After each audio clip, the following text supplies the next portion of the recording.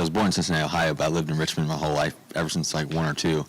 I got saved, though, when I was about 14 years old, and that's when my life started changing. I used to be a bad kid, shockingly. What kind of bad kid? Like long snapper bad kid, or how bad? Like trash. Terrible. No, I'm kidding. No, I just used to beat up people. I used to bite people. I used to do just stupid stuff. Yeah, I used to do that. Sounds like a D lineman. Yeah. But I think that so that's kind of when my life started changing. Yeah. I wouldn't be where I am today without Jesus. Jesus is my all. He's my everything. I'm not perfect by any means. I try to do the things the right way. I try to live righteous. But I'm a constant work in progress, and we all are. And nobody's perfect. And that's the amazing thing about Jesus is he takes you for who you are.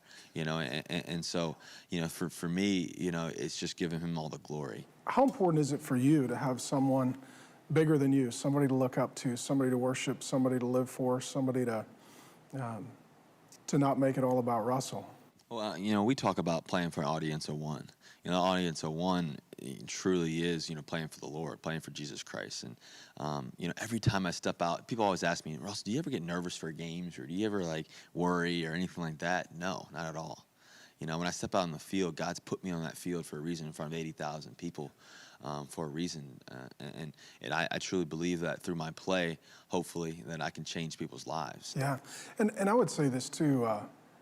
You've done a good job, man. I mean, the mood in the city is, here's a man who works hard. He cares deeply. He produces results. There's a lot of boys waking up tomorrow putting on a Russell Wilson jersey going to school, Anything you'd tell those boys that look up to you and put your jersey on and are rooting for you?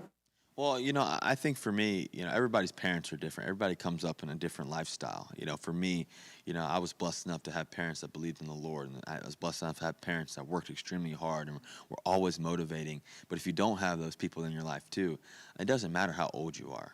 It doesn't matter if you're 8 years old, 5 years old, 15 years old, or 25 years old, or 45 years old. Jesus is still real. Jesus is still alive. And so I just pray that those kids live with an open heart, try to learn as much as they can about the Lord, and try to find somebody to look up to. And the person I look up to ultimately is Jesus Christ.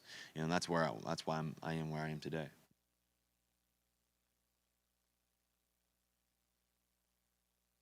All right, Pastor Mark here with the members of the greatest football team on the earth, the Seattle Seahawks, and very, very glad to let you guys share a little bit about your background, your story, your history, what Jesus has done in your life.